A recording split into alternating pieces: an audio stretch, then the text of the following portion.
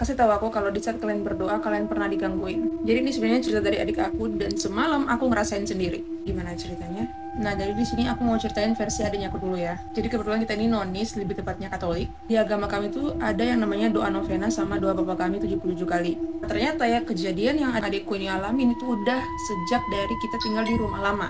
Dan sewaktu di rumah lama itu tuh terkenal angker banget. Kalian yang udah ngikutin aku pasti udah tahu cerita tentang rumah lamaku. Dan kalau kalian udah lihat kondisi rumah lamaku itu di YouTube, kalian pasti ngerasa ngeri-ngeri sedap dah. Dan kalau kalian pengen aku ceritain versi rumah lamaku itu, kalian boleh komen di bawah ceritain versi rumah lama, aku akan ceritain semuanya. Tapi sebelum aku cerita, kalian nonton aja dulu di YouTube ya, biar kalian kerasa hawa-hawa angkernya itu kayak mana. Jadi ceritanya di saat doa itu harus jam 12, jam 1 atau jam 3. Nah kemungkinan adikku ini selama berdoa itu selalu di jam 1 atau jam 2 malam ya kan. Sama halnya di agama lain, terutama muslim ada yang namanya kayak doa tahajud gitu tuh harus di jam tertentu atau di jam seperti yang aku bilang tadi, dengan tujuan biar tenang dan lebih fokus. Nah terus katanya awalnya dia ini selalu berdoa novena. Selama berdoa itu tuh dia ngerasa ada yang gangguin dia, sampai dia ini bingung bertanya-tanya apakah itu sebuah tanda Roh Kudus yang lagi bekerja atau memang digangguin sama makhluk-makhluk bis gitu kan. Karena setiap dia berdoa itu pasti ada suara-suara yang ngetok-ngetok pintu atau kayak semacam ada yang ngeliatin dia,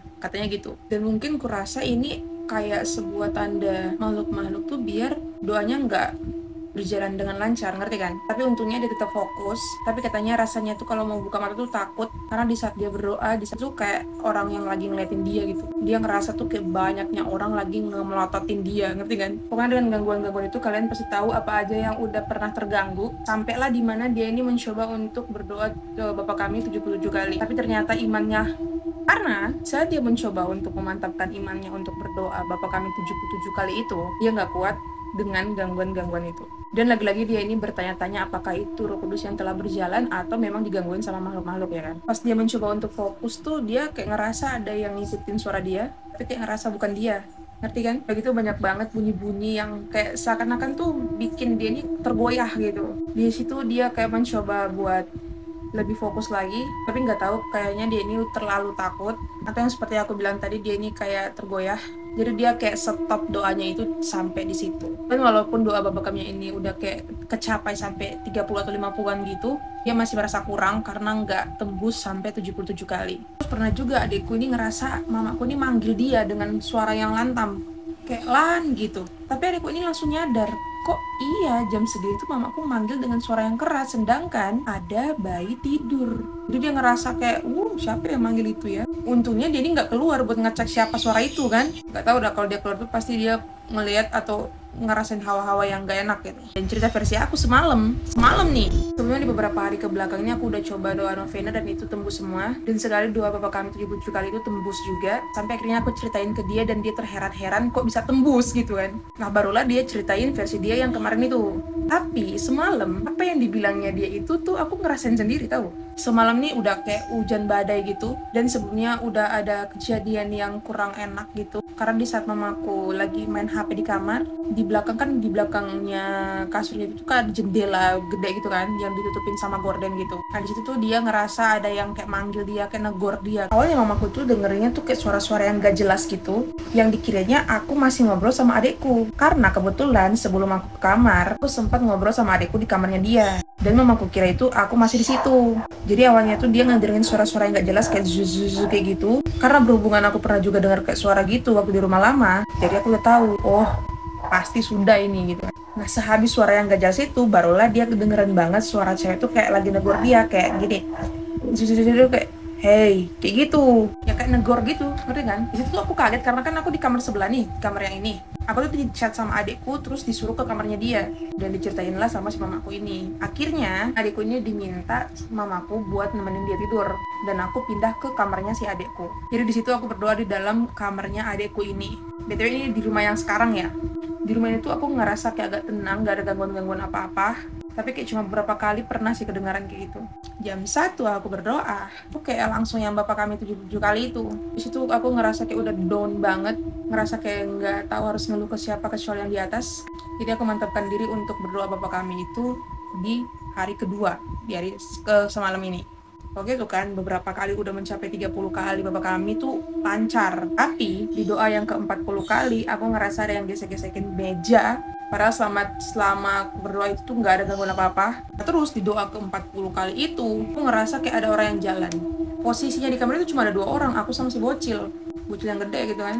Sesekalinya aku buka mata, aku pun takut. Karena aku pun juga merasa ada kayak yang lagi ngamplototin aku. Itu perasaanku aja, aku nggak tahu. Yang jelas di sekitar jam 2 kalau nggak salah itu, aku ngerasain kayak gitu. Jadi BTW aku nih mulai doanya tuh jam 1, keluarnya jam 3 subuh.